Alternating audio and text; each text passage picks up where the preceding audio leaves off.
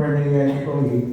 I have been a department manager of National Electrification Administration for the Institutional Development Department. I have been also a corporate board secretary, and I have rendered 34 years in service to the government, specifically to the. So, for yung aking pong assignment, it was also clearly stated by the administrator na basa po sa ating yung office order, yung po gagawin natin. So we will also found out the truth, no? Tulungan natin, I have asked the Socoteco to earlier to support the endeavor. So, follow-up one question. So, tomorrow there's a scheduled invitation from the General Manager of Socoteco to sa SP, as when we have covered last week.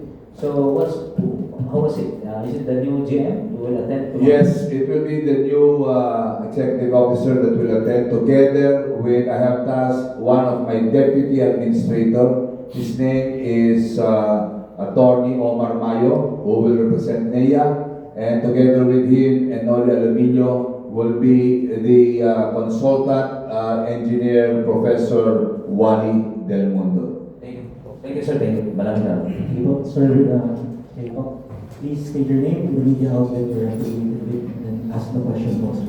Thank you. I am Boni Nuevo, the station manager of Television News FM.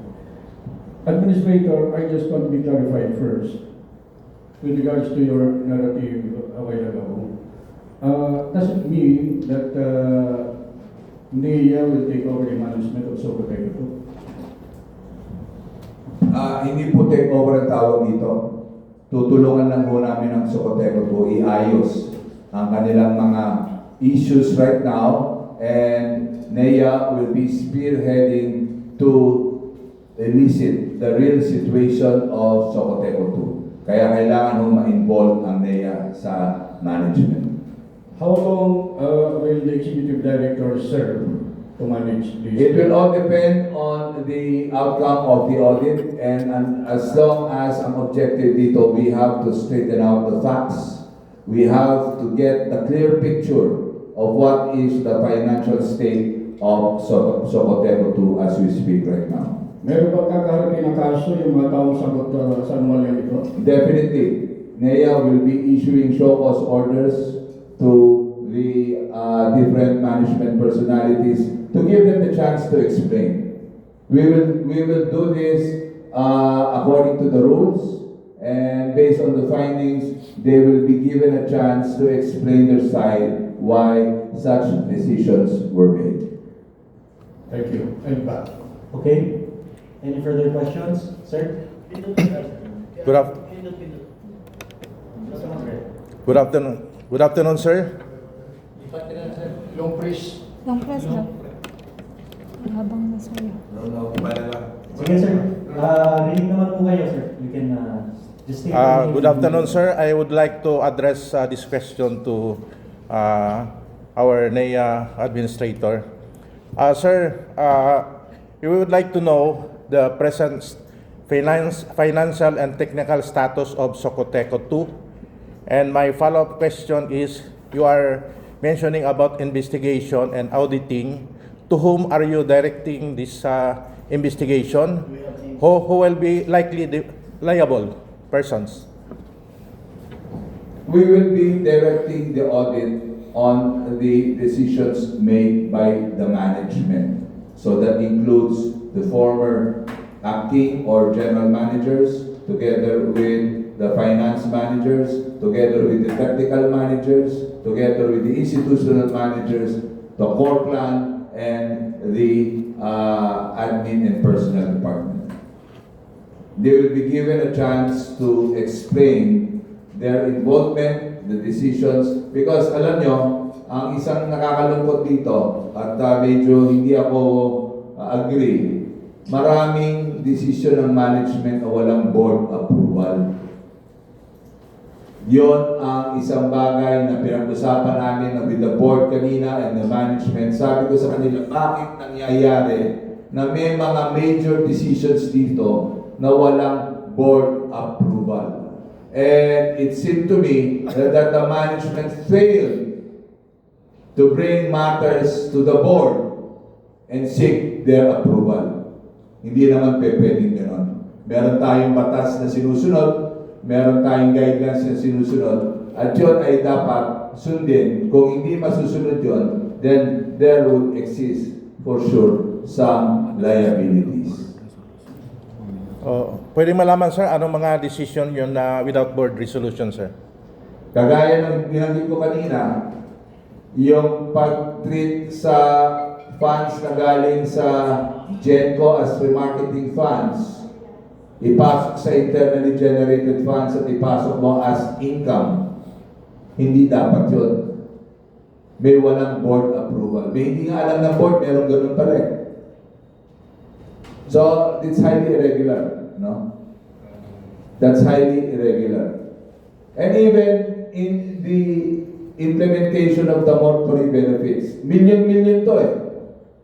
Alam nyo, para makasiguro ko, tinanong ko rin sa ibang mga kooperatiba ng AAA, ang mortuary benefits ba purely management decision? Hindi. Dapat siya kada 5. Mga 1,000, 2,000, 6,000, 20,000, kailangan may board approval. Otherwise, wala nang check and balance.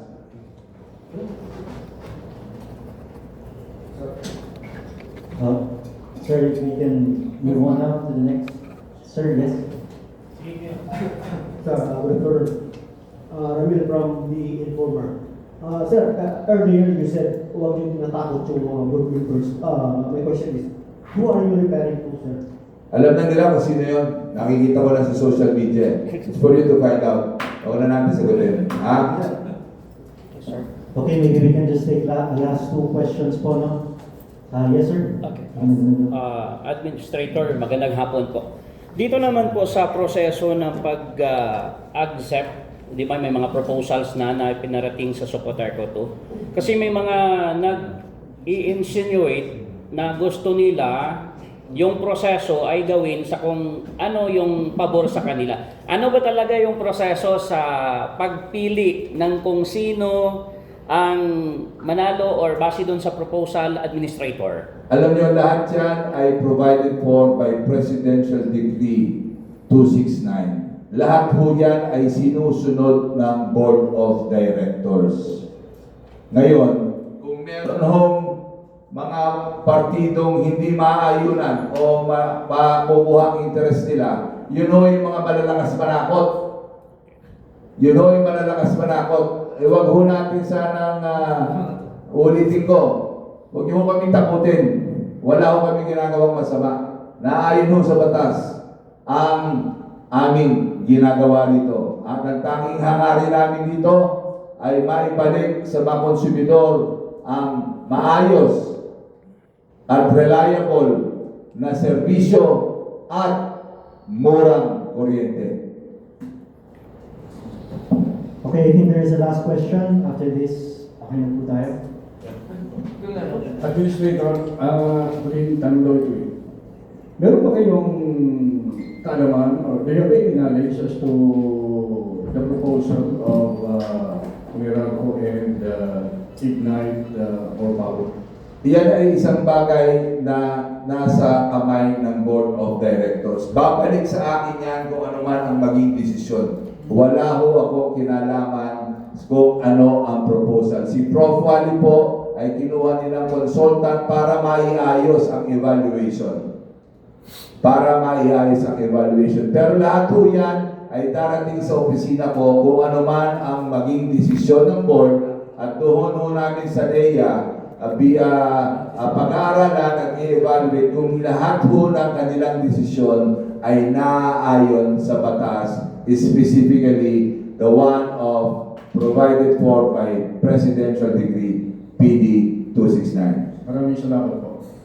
Okay, maraming salamat po. What?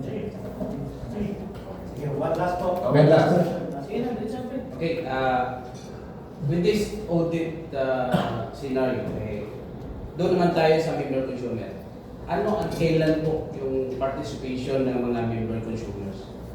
Alam nyo, dito sa mga offer na pinag-uusapan natin, ang tanging magdidesisyon nito ay ang member consumer owners. Hindi po ang NEA, hindi po ang board.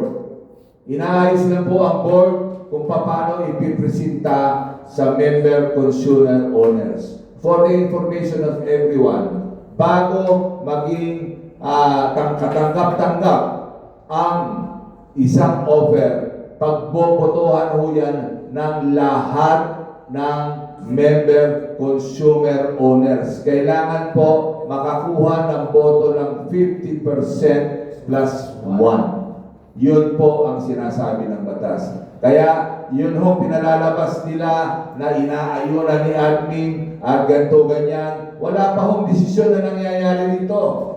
Lahat po yan ay isusumite para pagbotohan sa plebisito ng member consumer owners. Sana po maliwanag po sa inyo.